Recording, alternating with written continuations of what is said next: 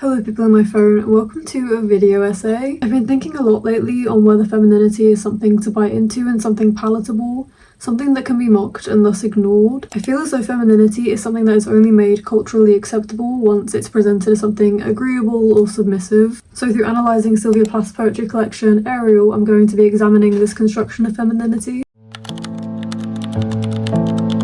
This question has been at the centre of discussions with my friends lately, whether this be Substack articles that we've read or journaling that we've done. Plath's collection Ariel really focuses on this intersection of radical liberation and femininity. Overall, it really totalises as this warning for women regarding the dangers of accepting this domestic feminine stereotype. In particular, Plath's poem Daddy looks at the idea that you need your own domestic space in order to curate your own identity, and that the acceptance of this repressive domestic enclosure is closing any potential for female freedom. In the Faber Ariel poetry collection, Daddy starts on page 48, and the poem begins with these lines that are very reminiscent of a nursery rhyme. It says, "Black shoe in which I have lived like a foot for 30 years." This nursery rhyme-esque line really emphasises this deceptively simple tone, and also shows this expected domestic role from women that they need to encompass. This line shows this exposure of the exploitation, but also the simultaneous acceptance. And then this parallel between the foot and the shoe at the very beginning of the poem shows how immediately society is able to control both the autonomy and the movement of women. And if this physical inhabitation wasn't enough, Plath also uses this parallel between domesticity and religious figures to describe how encompassing gender stereotypes are. I think one of the most important lines in this poem, one of the more quintessential ones, is, "Daddy, I have had to kill you, you died before I had time, marble heavy, a bag full of God." I really find this comparison between these two father figures really important because they're both looked at with fear, but then just like the last line, they're both described in tandem with depictions of feet, which shows that again they're controlling her autonomy. This really links to a secondary source that I wanted to talk about in tandem with this poetry collection, which is A Room of One's Own by Virginia Woolf, especially in terms of Daddy and this physical inhabitation, alongside this very titular concept, of course, that women need a room of their own in order to produce fiction and to create. There's also a line on page 18 of this Penguin Modern Classics edition which says, "And I thought how unpleasant it is to be locked out, and I thought how it is worse perhaps to be locked in." I think that there's potential here for Woolf to be commenting on the idea of the glass ceiling and how women are really controlled in terms of their autonomy within society. I think this is really important, not only in terms of how women can be controlled in the workplace, but also how they can be controlled physically within the domestic due to regulations on law regarding women's bodily autonomy. But then if we go back to the primary source of Daddy by Sylvia Plath, it almost encompasses this progression of life, and then the next step in her life is romance. She comments that every woman adores a fascist and compares this depiction not only to her father but also to the devil. The speaker also almost accepts this violence despite saying that her father is the true devil. She still loves and idolizes him. And then just after this segment, the speaker says, "And I said I do, so Daddy, I'm finally through." The doubled I do of this really implies that she's leaving one role of commitment and still willingly entering another one. I interpreted this to be the fact that domestic love is something interchangeable and replaceable. I feel like it almost creates this implication that femininity is something to be mocked, because it almost reads as if she's initially forcing herself to remain ignorant to these struggles that she's putting herself through. And yet the final line in this poem says, "Daddy, Daddy, you bastard, I'm through," which I feel like subverts this prior analysis because it almost suggests that she was unable to move on until she acknowledged this situation that she's been put through. But regardless, this poem entirely totalizes the suggestion that she must accept, however bitterly, that she has been mistreated.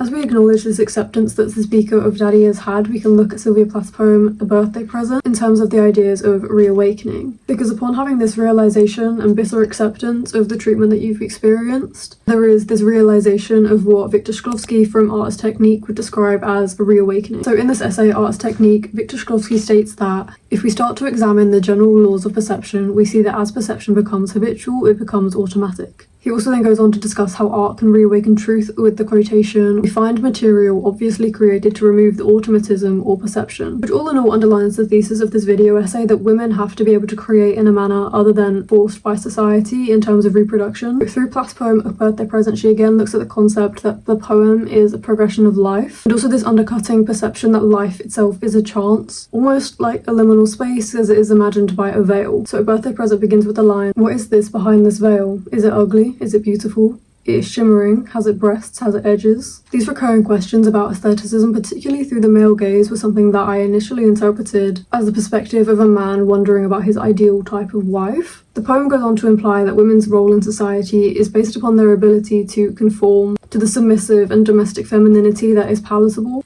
The speaker of the poem goes on to describe how she is measuring the flour, cutting off the surplus, adhering to rules, to rules, to rules. And then she morbidly comments that life itself is not guaranteed, so physical manifestations of her gratitude for life are unnecessary, which is described when she says, "I do not want much of a present anyway this year. After all, I am alive only by accident." Plath then diverts this depiction of the veil into something else, into a boundary. As she continues this theme of the mundane, mortality, and the acceptance of death, the speaker continues to say, "I would have killed myself gladly that time any possible way.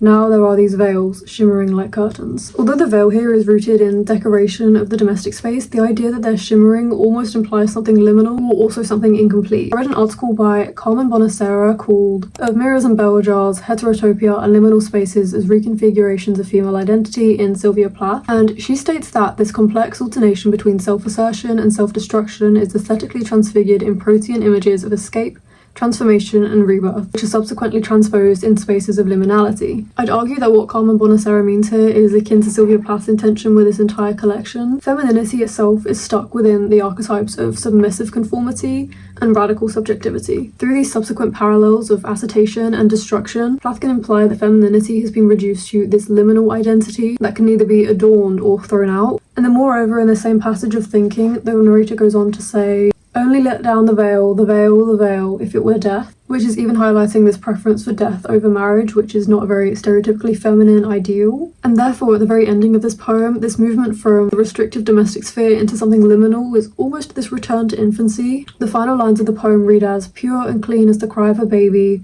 and the universe slide from my side." I took this to be an implication that women have to be reawakened to their childhood innocence and purity in order to fully see the domestic entrapment that society has forced them into. But then upon having this childhood realization and realizing that you have been mistreated by systemic regulations your entire life, there is an availability for anger. This is especially evident in Plath's poem Lady Lazarus, as there is an immediate reduction of the self into something domestic and of use. The speaker describes herself with the lines, "My skin bright as an artsy lampshade, my right foot a paperweight, my face a featureless fine Jew linen." Plath uses a very fricative alliteration here, which allows this outspoken voice to depict the power that women should reclaim. She parallels cultural war with the barest humanity and places the speaker in a position both of being the victim and being the oppressor. This emphasizes this anger of a volatile and vengeful nature, which implies that women should be reclaiming their power through a very blatant exposing of patriarchal expectations of femininity. The depiction of femininity in this poem is particularly the idea of reinvention and also this maintaining a conformity to beauty standards. Later on in the poem, the speaker says, "Dying is an art like everything else. I do it exceptionally well," which aids Plath's emphasis on the fact that women must put on a good performance for all actions and even death must be romanticized. This is again emphasized throughout the poem as the speaker says, "And I am a smiling woman. I am only 30, and like the cat I have 9 times to die." This further commentary on very explicit mortality implies that death is not the only end for the speaker. Each decade lived is a new life, not synonymous with the previous one. Yet again, it emphasizes that women must be constantly improving and reinventing themselves and also simultaneously returning themselves to this youthful alter ego whilst maintaining this peripheral existence that is still palatable and acceptable. This topic is then radically explored in Sarah Ahmed's The Feminist Killjoy Handbook. She says that you become a feminist killjoy when you get in the way of the happiness of others, or when you just get in the way, which really emphasizes this peripheral existence and the fact that women have to exist in this very, very particular way in order to be seen as palatable and acceptable and something that can be ignored purposefully. This raw anger that the speaker feels in regards to her own experience with the forcible nature of the patriarchy feels throughout the poem in tandem with the acknowledgement that this is happening to every single other woman. With the comparison of herself to a phoenix, the speaker is essentially comparing herself to fire, something that can take away oxygen. Not only does this create horrific parallels to the concentration camps at the beginning of the poem, in how she's reclaiming this culturally significant violence, she also then reclaims the societal expectation that she will be reborn. Through this collection, Sylvia Plath really emphasizes the fact that femininity has become something forcibly digestible. This is particularly evident to me in our contemporary society at the moment, where there are constantly recurring trends and almost a rebirth of trends regarding performance and morals and ethics. There's almost an implication in our society and in especially online media that you have to be pretty enough to be angry. And I really think that there is an overarching question on whether there is truly rage in society. Do we perhaps need to make femininity a vessel for rage? Do we potentially need to return to the simultaneous bitter acceptance, childhood reawakening, and raw anger of Sylvia Plath?